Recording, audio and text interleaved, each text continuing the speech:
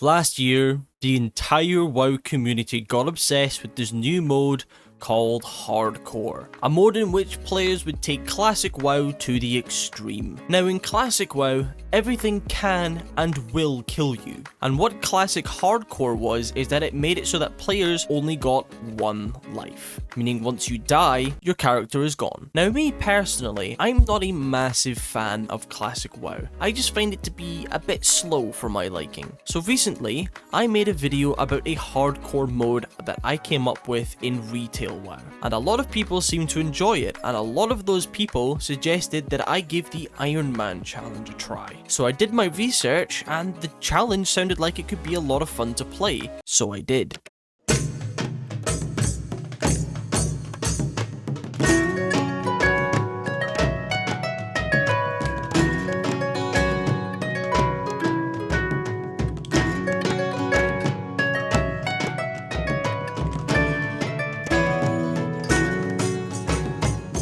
First things first, I obviously needed to create a character, and well, I normally play warrior, so that's what I decided to play, because not only does it provide me with some of the best early game damage, but the survivability of this class is insane. Now typically I would play horde. In fact, I've pretty much never played alliance in my entire time playing WoW, except for maybe once or twice years ago, but never anything serious. So I decided to play a gnome. Help me! Why? Well, because they look funny. I gave my new gnome a nice big mustache, and all that was left was to pick a name. Of course, I went with something appropriate.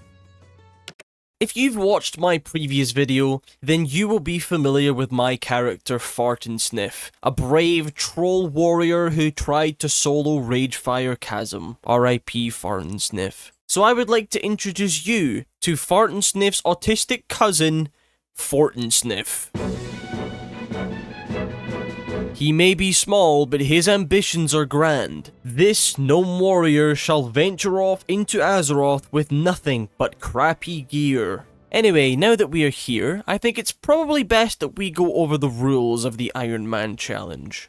Rule number 1, do not die. Pretty self-explanatory, this is meant to be a challenge, and if I was allowed to die, then there would be no risk. Rule number 2, only white gear. The entire point of the Ironman challenge is that you're not allowed to equip any gear that is above white, meaning things are only going to get harder as we progress, as white gear starts to disappear from the loot tables relatively quickly. Rule number 3, no groups. Obviously, being in a group would mean that everything would become immensely easier. This is counting dungeons and raids. Except on the website, it does say that you're allowed to run dungeons with a group of people that are all on the Ironman challenge, but I highly doubt we're going to be able to find enough people for a whole group for it. Rule number 4, no auction house. This is because white gear is pretty scarce and it becomes really quite difficult to acquire later down the line, and the auction house just makes it a bit too easy to acquire. Rule number 5, no professions.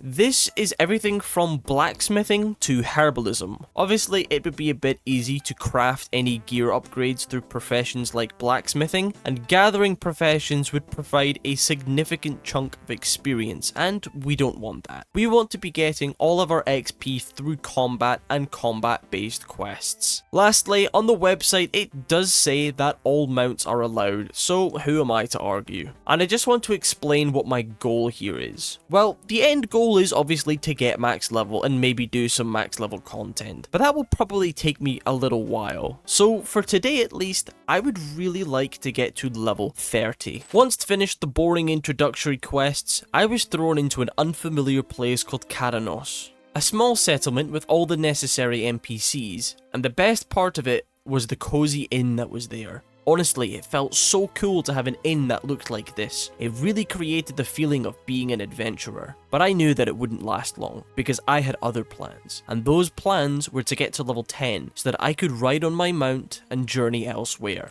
After completing only a couple quests, I had hit level 10, which meant I now had to take a trip to the one place that I hated. Stormwind, the capital city of the Alliance. Everything you could possibly want is here. Need something done? Well then there's probably an NPC that can get it done for you. Need a portal somewhere? Well, there is probably a portal somewhere. And of course there's cheese. But what we were interested in was an NPC called Chromie. This annoying gnome would allow us to travel to any expansion and timeline we wanted to. And I wanted to go somewhere that I had never really been in before. And that was Northrend. I never played Wrath of the Lich King, considering it came out when I was 4. So I thought this would be a good opportunity to explore it a little. So I hopped on a ship and journeyed to Northrend. After a short boat journey, we had arrived in yet another unfamiliar place called Boreen Tundra. I expected the entirety of Northrend to be covered in snow and ice, but to my surprise, Boreen Tundra wasn't like that at all. It kinda had patches of snow, but not what I was expecting. I of course picked up as many quests as I could, killing bugs, exploring a cave, killing some scourge, and even killing seamen. It was all quite exciting exploring a new place, but it wouldn't take me long to notice one problem with questing here, and that would be the quest rewards. You see, all the quests here were giving me green rarity gear, and of course, I can't equip it, so I had to take a step back for a second and think of a different place to quest. A low-level place that I could get white gear as quest rewards, and maybe even buy white gear from vendors. You know, even though I've only been playing WoW since the end of BFA, I've gotta say, Goldshire is probably the most nostalgic place in WoW for me, because I have fond memories of briefly playing the game when I was only around 5. I only played for like a week, but still. I picked up as many quests as I could, and did all the regular stuff here, like exploring the kobold mine and killing boars and stuff, and I've gotta say, up until this point, everything seemed pretty normal. All the mobs were still dying pretty quickly, and I don't think I had dropped below 50% health yet. And after finishing up in Goldshire and merking Hogger just because, I started to run out of quests in Goldshire. So I headed over to Westfall and did all the regular stuff there. And once I had gotten to the quest, Hot on the Trail Murloc, which we basically had to kill Murlocs until one of them dropped a clue, I had my first close call. Now, as much as I would love to play the raw clip here, I was actually listening to copyrighted music at the time, but basically, I don't know how to play Prot Warrior, and I pulled maybe just a few too many mobs, and to be perfectly honest, I wasn't expecting to almost die here at all. I was just vibing and then suddenly started to panic. But luckily, with the help of Heroic Leap, we were able to escape the grasp of the Murlocs. I mean, if I did actually die, that would be the most basic of deaths possible.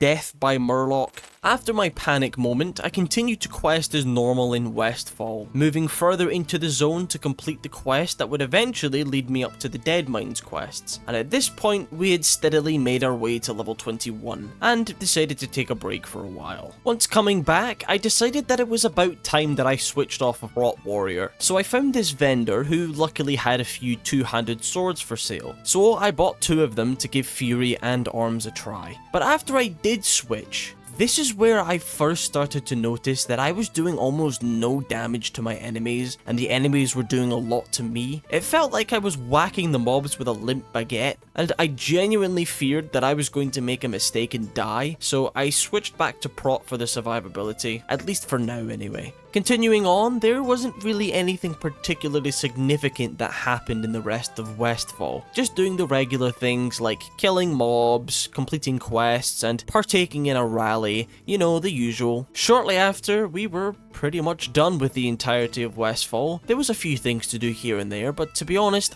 I was getting bored again. So I once again looked through my map to find a place that I wanted to quest in, and after a not so thorough investigation of my map, I decided to quest for a bit in Loch Modan, because I have a very particular memory of being like level 15 and trying to kill the Modan monster. Before we venture off into Loch Modan, I first had some business in Stormwind. After almost dying and realizing how little damage I was dealing, I thought it was time for some upgrades. So I headed into Stormwind and located this vendor who was selling low tier white gear and some low tier weapons, and equipped myself as well as I could and made my way over to Loch Modan. This is honestly one of the coziest places I've seen in WoW yet. There was an amazing cozy inn just like the one from earlier, nice buildings which had flowers, flowers growing on the side of the paths that led up to them. Overall, just a really aesthetically pleasing location. Maybe this is where I belonged all along, instead of the dusty plains of Kalimdor. But we were not here for looks. We were here to quest and gain experience points, which we were getting through killing bears and such, and all was good. And I was vibing again when I had yet another really close call, when I was coming out of a cave filled with kobolds,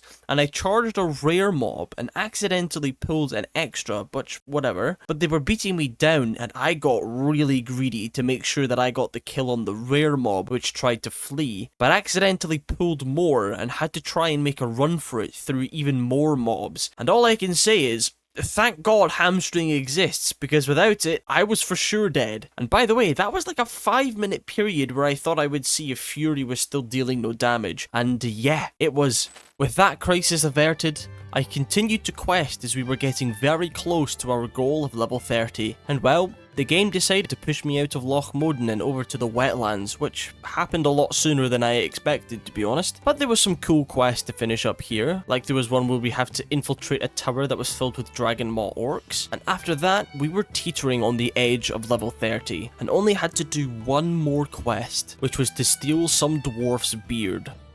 Here there. Watch, get her back. Good.